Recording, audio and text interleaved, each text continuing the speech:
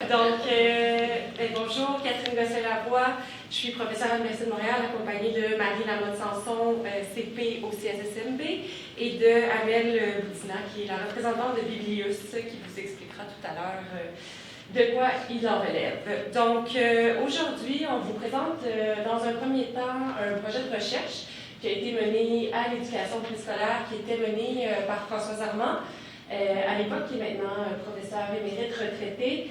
Donc, le titre du projet, favoriser le développement de l'oral et l'entrée dans l'écrit chez les enfants à l'éducation préscolaire en milieu pluriethnique et plurilingue, au moyen de la lecture partagée et d'approche plurilingue. Donc, c'est un projet qui a été mené de 2018 à 2021, dans lequel il y avait des chercheuses de plusieurs universités québécoises. Là, on peut voir les noms. Moi-même, qui était à l'époque coordonnatrice du projet et étudiante du doctorat, Hélène Turgeon, Geneviève Audet, Corina Borian-Nadon, José Charette, Marie-Odile Magnan et Serge Larrivée. Et on va vous présenter le contexte de ce projet-là, quelques détails, puis ensuite, ce dont on veut surtout vous parler, c'est les suites du projet, donc l'offre de formation continue qui en a émané. Et Marie va vous présenter les retombées là, qui continuent à ce jour de ce projet-là au CSSMB.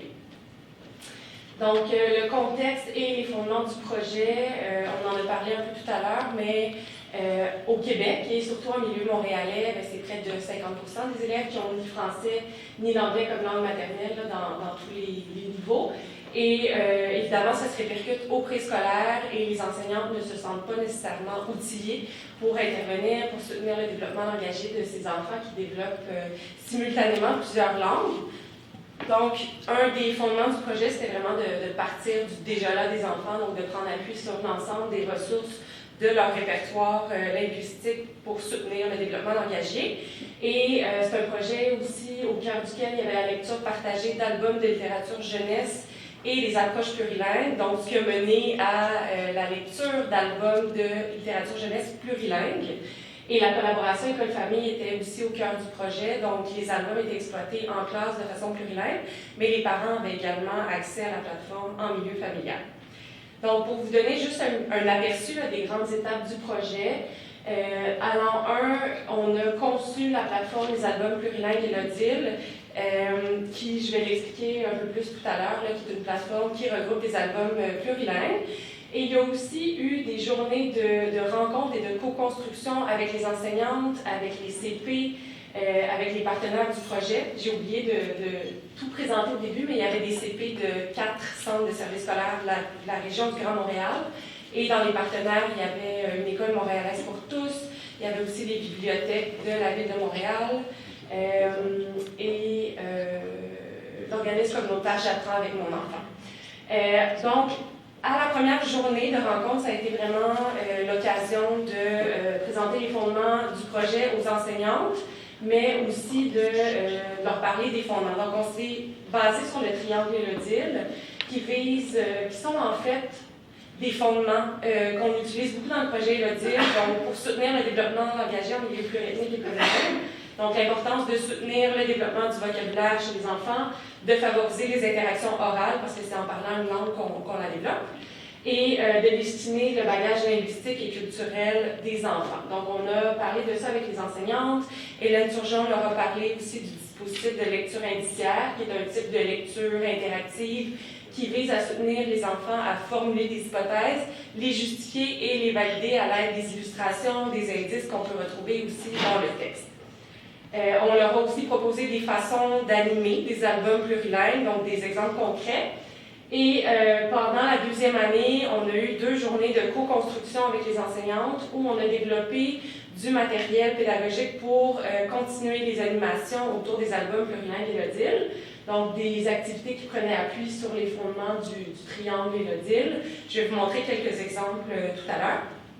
Ensuite de ça, les enseignantes ont animé 7 des albums plurilingues et l'Odile dans leur classe, et il y a eu à la fin du projet une journée bilan où les enseignantes ont présenté le fruit de leur travail, des vidéos, des photos, des animations aux partenaires du projet, mais également à certains responsables des ressources éducatives, des CSS qui étaient parmi nous.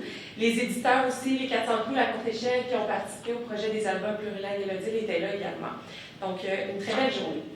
Qu'est-ce que les les albums plurilingues Élodie, pour ceux qui ne les connaissent pas, ce sont 11 albums de littérature jeunesse québécois. Grâce à un partenariat avec les 400 coups et la Courte Échelle, les droits d'auteur, d'illustrateurs ont pu être rémunérés pour qu'on puisse les traduire dans une vingtaine de langues à l'époque. Il y en a maintenant plus. Donc, ce que vous voyez en mauve, c'est les langues pour lesquelles on a les traductions écrites, mais également les enregistrements, les narrations audio. Et les langues qui sont écrites en noir, c'est qu'on a seulement les traductions à l'écrit, parce que vous pouvez vous imaginer que c'est beaucoup de sous. Et ce sont des albums numériques. Donc, sur la plateforme numérique, il y a également 4 jeux d'éveil aux langues qui visent à mettre les enfants en contact, à écouter, à voir aussi différentes langues, puis à se familiariser avec celles-ci.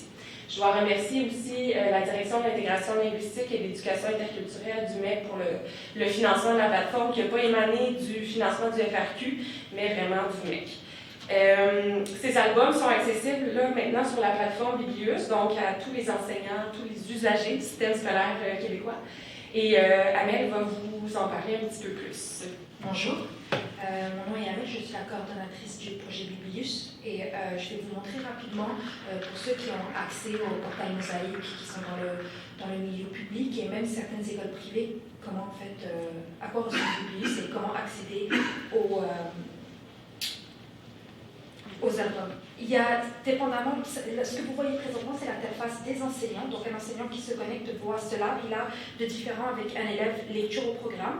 Et il y a 2 manières de pouvoir trouver les livres Élodie.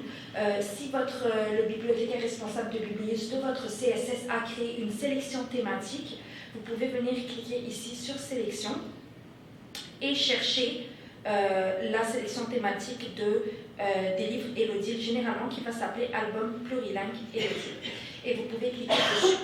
L'autre manière, c'est que malheureusement, pour le moment, on ne peut pas chercher Élodie dans la barre de recherche pour trouver les livres. Donc, c'est d'accéder à la liste des titres qui est disponible sur le site web d'Élodie et de chercher le titre en tant que tel. Une fois que vous cliquez sur la sélection thématique et que vous trouvez le livre qui vous intéresse, vous pouvez cliquer sur Emprunter avec Élodie. Donc, c'est important parce que si vous cliquez sur Emprunter seulement, ça ne va pas malheureusement ça va vous le mettre dans le lecteur web de Biblius et non dans le lecteur de Élodie. Et une fois que vous cliquez, ça va ressembler à ça. Et c'est sûr que moi, j'aurais aimé ça vous le montrer live, mais malheureusement, on n'a pas eu cette chance-là. Donc, vous pouvez cliquer sur la langue et choisir la langue que vous voulez. Et aussi, dépendamment des albums, vous pouvez écouter l'album dans cette langue-là.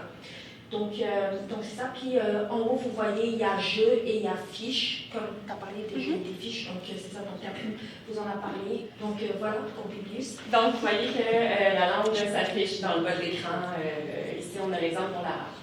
Donc voilà pour les albums plurilingues Élodie. Donc tout à l'heure, je vous disais que de façon en co-construction avec les enseignantes et les CP, on avait développé du matériel. Donc juste quelques exemples, il y a beaucoup plus de matériel qui a été développé, mais Hélène Turgeon a fait des canevas de lecture indiciaire, c'est-à-dire que pour chacun des 7 albums, il y avait une panoplie de questions que les enseignants pouvaient poser pour soutenir les enfants à formuler des hypothèses, des justifier, des valider.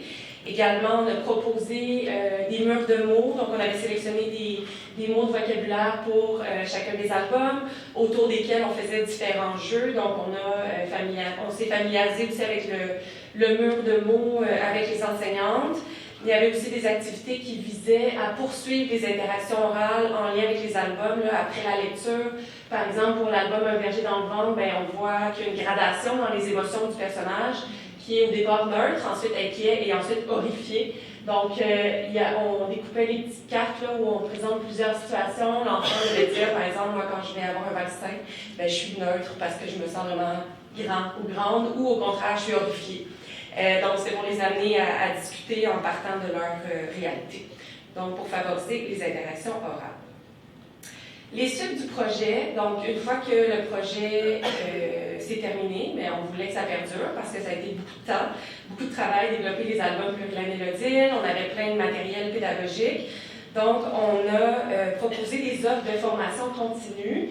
Depuis 2021, il y a eu 3 séries de formation continue qui ont rejoint près de 250 enseignantes à ce jour. Donc, les séries de formation continue d'une année à l'autre pouvaient prendre différentes formes. Par exemple, la première année, on a appelé ça une université d'été sur 2 jours. Et les 2 autres séries, c'était plutôt des conférences le soir en ligne et suivies d'ateliers en ligne par les CP de différents centres de services scolaires qui allaient avec les enseignantes de leur CSS pour animer une partie un peu plus pratique à la suite des conférences. J'ai mis les thématiques générales des conférences dans les formations des albums plurilingues et l'ODIL. Donc, principes clés pour favoriser le développement engagé en milieu pluriethnique et plurilingue, lecture indiciaire, les environnements éducatifs de qualité par Annie Charon, qui est ici, collaboration école-famille en milieu pluriethnique et plurilingue, vocabulaire, interaction orale et soutien au développement des habiletés narratives. Donc, voici pour l'offre de formation. Et maintenant, Marie va vous parler des retombées qu'il y a au CSSMB.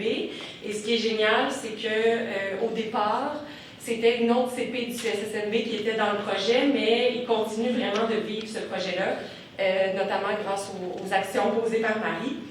Oui, bien en fait, moi, c'est un sujet qui me tient beaucoup à cœur. Donc, oui, j'ai voulu continuer. Donc, j'ai participé à toute l'université d'été, toutes les conférences et tout. Et moi, je continue à soutenir les enseignants dans leur milieu. Puis, bon, c'est vraiment approprié les fondements. Donc, on a voulu transmettre ça aussi aux enseignants. Donc, en plus des conférences, moi, j'ai fait une COP aussi avec certains enseignants à ce sujet-là.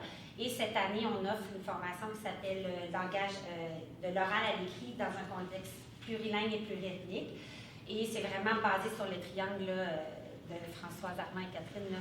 Donc, pour vraiment la formation. Donc, on s'est vraiment basé là-dessus pour vraiment faire nos formations. Puis, on a réalisé aussi que c'est une réalité nouvelle pour beaucoup d'enseignants dans certains secteurs, en fait, comme par exemple Verdun, qui a de plus en plus d'élèves, d'enfants issus de l'immigration qui sont, je ne sais pas si c'est le bon terme qu'il faut dire, oui, OK, issus de l'immigration en apprentissage de la langue, c'est une réalité nouvelle pour les enseignants, donc ils sont confrontés à qu'est-ce que je fais. Donc, on a vraiment décidé d'offrir ça sur le terrain et on va vous donner des petits exemples de ce qui a pu être fait dans les écoles. Par exemple, ici, il y a un groupe de soutien linguistique en première année. Moi, je suis plus avec les enseignants de préscolaire, mais évidemment, le soutien linguistique, ça touche d'autres niveaux. Donc, cette enseignante-là, qui a suivi aussi une formation, a décidé de partir de la fleur des langues là, pour commencer son groupe de soutien. Donc, c'est juste un exemple là, pour légitimer le bagage linguistique et culturel de chaque enfant du groupe. Il y a une partie qui a été affichée dans l'école. Donc, ça, c'est un beau projet qui a été fait. Il y a un autre exemple de lecture indiciaire aussi dans une classe où est-ce que lecture indiciaire présentée par Hélène Turgeon, où on prenait notre posture de chercher des indices, de justifier nos indices. Donc, on avait des loupes et les enfants étaient très intéressés. Par la suite, avaient toujours ce réflexe-là d'aller chercher des indices, de justifier pourquoi ça se passait comme ça. Donc, on donnait le goût aux enfants là, d'aller plus loin dans l'histoire. Et voilà, donc c'est un exemple, encore une fois, qui a été très, très apprécié des enfants, La petite feuille jaune qui fait partie des livres Élodie. Donc, c'était pour vous montrer quelques petites retombées, mais que ça continue dans les classes constamment. Voilà. Juste pour ajouter, la semaine dernière, j'avais une journée aussi avec des CP des différents CSS qui avaient participé soit au projet initial, soit à une des séries de formation continue. Puis ça a été vraiment magique de voir à quel point c'est encore très, très, très utilisé dans les classes. Les enseignantes demandent régulièrement d'autres livres traduits. Bon, c'est sûr qu'on dit tout le temps que oui, c'est dans les plans, dans les cartons, mais il faut trouver le temps, il faut trouver l'argent. Mais oui, on aimerait ça, évidemment, là, poursuivre ce beau projet-là. Puis il y a aussi des fiches qui ont été développées pour les 7 albums qui ont fait partie du projet de recherche. Mais ce qu'une des CP disait, c'est que les enseignantes se créent maintenant le matériel pour les autres albums, pour pouvoir les exploiter aussi avec tous les fondements là, qu'on a vus. Donc, voilà, merci de votre attention.